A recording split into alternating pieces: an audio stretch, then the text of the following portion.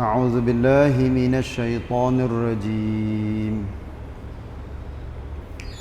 أذن للذين يقاتلون بأنهم ظلموا وإن الله على نصرهم لقدير الذين أخرجوا من ديارهم بغير حق إلا أن يقولوا ربنا الله ولولا دفع الله الناس بعضهم ببعض لهدمت صوامع وبيع وصلوات ومساجد يذكر فيها اسم الله كثيرا ولينصرن الله من ينصره إن الله لقوي عزيز الذين إن مكناهم في الأرض أقاموا الصلاة وآتوا الزكاة وأمروا بالمعروف ونهوا عن المنكر ولله عاقبة الأمور. Ayat 39 sampai 41 suratul Hajj. Sudah 3 kali dah baca ayat ni. Alhamdulillah, 3 kali kita dengar ayat ni menambahkan keimanan kita. Kalau sekiranya benar-benar kita faham dan mengerti arti kandungnya yang ada di dalam Quran. Allah Ta'ala firman, diizinkan berperang bagi orang-orang Islam yang diperangi oleh golongan penceroboh, kerana sesungguhnya mereka telah dianiayai dan sesungguhnya Allah amat berkuasa untuk menolong mereka mencapai kemenangan. Sudah hurai 2 kali dah ayat ni. Masuk ayat yang ke-40 ni, siapa tu orang yang diizin boleh perang dengan sebab dia dizalim? Iaitunya allazina ukhriju min diyarihim bighairi haqqin, iaitu mereka yang diusir. Yang diusir ni artinya dihalau, dihambak keluar dari kampung halamannya ataupun dari tempat kediaman yang dia duduk dengan tidak berdasarkan sebarang alasan yang benar. Maknanya dihambak, dihalau keluar dengan zalim, dibakar rumah, dihalau keluar, tak boleh kerja di tempat hak dia duduk cari makan dan sebagainya. Hak ni ada seluruh dunia sampai ke hari ni. Orang-orang yang dihambak ataupun dihalau keluar, mereka diusir semata-mata kerana mereka berkata, kata apa tu? Tuhan kami ialah Allah. Kerana tu kecek mudah-mudah kan? Kerana orang Islam, beragama Islam, berpegang teguh dengan Islam, orang kafir tak setuju. Orang kafir dendam, orang kafir benci dan tak kena. Serupa dengan ayat yang Allah Ta'ala firman, cerita orang-orang zaman dulu, wa ma naqamu minhum illa ay yaqulu, apa ayat? Wa ma naqamu minhum illa ay yu'minu billahil azizil hamid. Orang-orang kafir ni dia dendam terhadap orang-orang pada zaman dia tu kerana apa? Kerana orang Islam berkata ataupun orang tu beriman dengan Allah yang amat terpuji. Lepas tu dah, maknanya orang kafir yang dendam, dia benci sungguh. Siapa duk pergi tukar agama, duk pergi beriman kepada Allah, dia benci. Hak itulah dia bunuh, dia seksa dan sebagainya. Dan kalaulah Allah tidak mendorong setengah manusia menentang pencerobohan setengahnya yang lain, nescaya runtuhlah tempat-tempat apa? Pertapaan serta gereja-gereja kaum Nasara dan tempat-tempat sembahyang kaum Yahudi dan juga masjid-masjid orang Islam yang sentiasa disebut nama Allah banyak-banyak padanya. Ni Allah Ta'ala dia mau semua. Tempat-tempat yang ibadat, tempat ibadat bagi setiap agama. Kalau sekiranya Allah Ta'ala tak popong, nescaya hancur habis. Manusia hak pasal dene, karut, kaca, otak cemar, hati cemar, serta dengan perbuatan hak pasal karut kata, masya-Allah, hancur habis. Tak ada kira agama dah. Dia pasal orang ganah ni, dia tak ada pegang mana dengan agama. Dia kira nafsu dia. Gapo hak dia berasa nak buat, dia buat. Patutnya nanti kira semula. Ni Allah Ta'ala ayat. Nota kaki 1041. Yakni jika tidaklah kerana Allah mengizinkan orang-orang yang beriman yang dianyanyai supaya tampil menentang pencerobohan kaum kafir semenjak zaman nabi-nabi yang telah lalu hinggalah ke zaman Islam yang disampaikan oleh Nabi Muhammad sallallahu alaihi wasallam. Nescaya rutuhlah tempat-tempat ibadat umat-umat yang beriman itu dalam zaman masing-masing. Gitu. Setiap masa, setiap tempat ni dia ada tempat ibadat. Kalaulah Allah Ta'ala tak popong, tak jaga tempat suci saat ni atas muka bumi, nescaya hancur habis. Kalau kita tengok zaman-zaman lah ni, orang-orang duk perang, duk songkram, masya-Allah, dia tak ada kira dah masjid ke, bot ke gapo, hancur habis. Nya temboknya berdei habis. Lepas tu bukan negara kafir dengan negara Islam tak. Kadang-kadang negara Islam sendiri, kerajaan yang dipimpin oleh orang yang mengaku katanya dia Islam, tapi masya-Allah bom banyak mana masjid. Rutuh masjid. Terbakar masjid. Begitulah tempat amal ibadat. Apatah lagi orang-orang kafir yang buat terhadap orang-orang Islam sehingga rumah tak ada dan kena duk lipai pergi kepada negara jiran dan sebagainya, rata-rata dunia orang kena duk lari. Gitulah keadaan dunia ni sampai ke akhir saat dunia pun masih duk berlaku macam itulah. Tuhan ayat di dalam Quran, wa tilkal ayyamu nudawiluha bainan nas. Hari-hari Allah Ta'ala silih ganti di antara manusia. Hak maju bukan maju sokmo dak. Hak mundur bukan mundur sokmo. Tapi dia kena ada munwian, gitulah. Kadang-kadang maju, kadang-kadang rutuh, kadang-kadang perang, kadang-kadang bersatu. Tak. Negara mana-mana kadang-kadang nampak maju, amin, selamat. Duk tak lama lepas pada tu ada rusuhan, perang, badai taki, songkram, kelang muang dan sebagainya. Gitu. Tak ada negara hak pasal senyap sokmo, molek sokmo, tak ada. Ni kita kena faham bahawa fitrah Allah Ta'ala buat macam itulah. Dia tak ada pasal manusia pasal apa? Amin, selamat sokmo, sedaknya duduk dalam negara ni. Satu cuang masa ya. Satu cuang masa ya yang Allah Ta'ala keamanan, keselamatan. Lepas dah tu dia jadi gotu kan ni. Mari ceraca, mari pergi tangis say nama. Beriti molek bina. Lama-lama gotoh pula. Gitulah.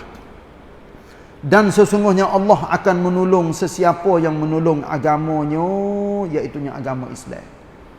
Hak ni kita kena yakin ni. Wala yansurannallahu man yansuruh. Allah Ta'ala tak ada kehendak kita tolong dia, sebab Allah Maha terkaya, Maha kaya dan lebih dari segala-gala. Tapi Allah Ta'ala ia janji, siapa yang tolong agama, ni siapa yang tolong agama, maknanya untuk nak memajukan agama, untuk nak sebar agama, maka Allah janji nak tolong orang tu. Sebab tu hijau-hijau agama ni, minta maaf dah, orang hijau agama jangan duk harap katanya nak kaya dengan sebab hijau agama. Nak rumrung dengan sebab duit orang duk bui, go tu go ni kan, jangan duk harap, tapi kita kerja adalah kerana Allah. Rasul-rasul semua tak ada seorang pun yang kaya raya dengan sebab jasa agama hak dia duk sebar, kecuali Allah Taala beri mukjizat kelebihan kepada setengah-setengah rasul, nabi-nabi dan sebagainya. Tapi tu pun dia guna, dia kubkum kekayaan dia tu, alhamdulillah molek. Saya misal Nabi Sulaiman jadi raja dia.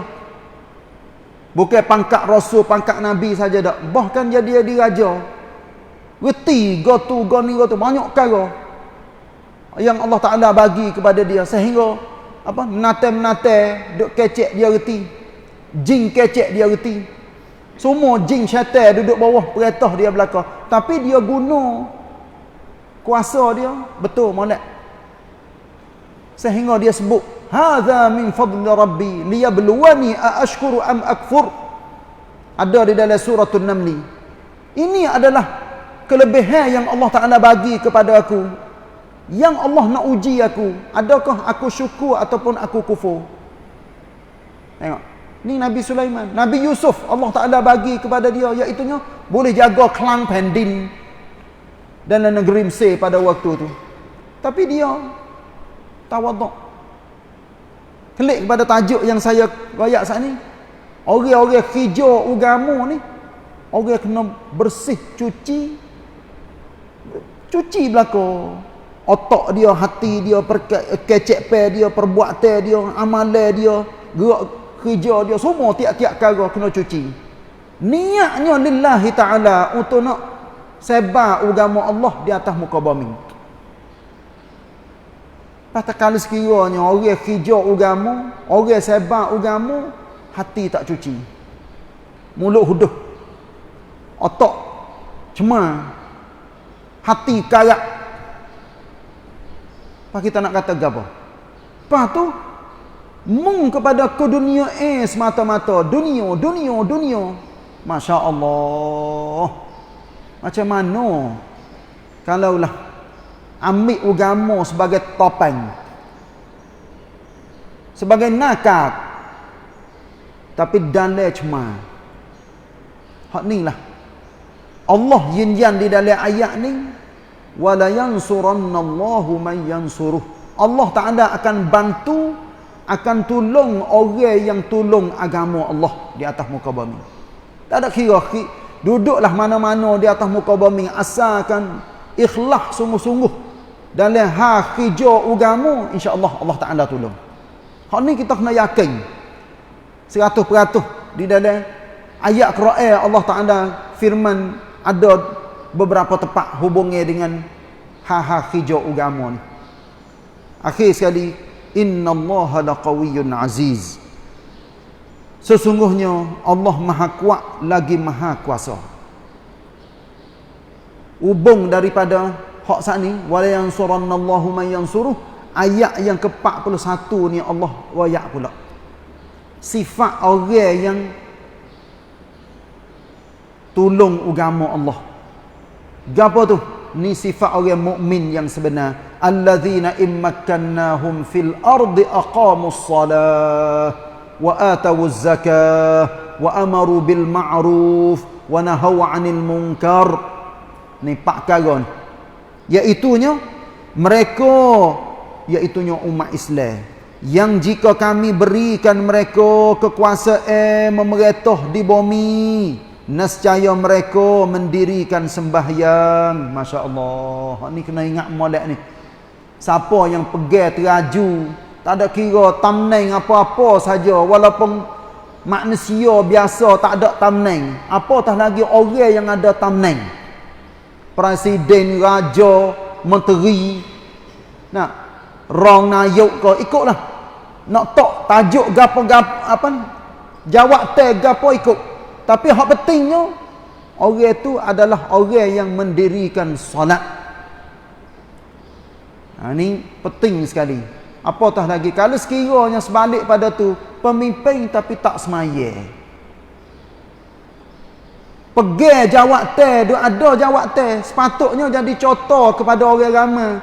Tapi dia sendiri tak semaya. Duk minum arak, duk berjudi, duk bujel rata. Masya Allah. Ni orang yang tu hetok mula-mula sekali, orang yang semaya. Bukan mudah dah nak jaga semaya ni, Masya Allah. Bukan mudah. Jangan faham katanya, mudah ya nak jaga semaya. Ya, nak semaya mudah. Tapi nak jaga isi yang ada di dalam solat tu bukan mudah. Kita duk semaya selama ni, sampakah hari ni? Khusyuk ke tak? Molek ke tak? Ikhlas ke tak? Ni daripada semaya itulah yang boleh membawa kepada kemakmuran, mangkang, kemajuan, berkat yang Allah Ta'ala bagi kepada orang-orang yang jadi pemimpin, orang yang jadi rakyat dan semua di atas muka bumi. Lagi serta memberi zakat.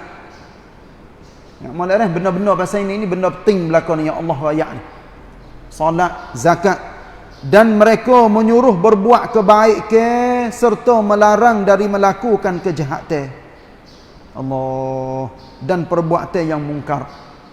Tu hijau-hijau orang Islam berlaku tu. Apatah lagi pemimpin.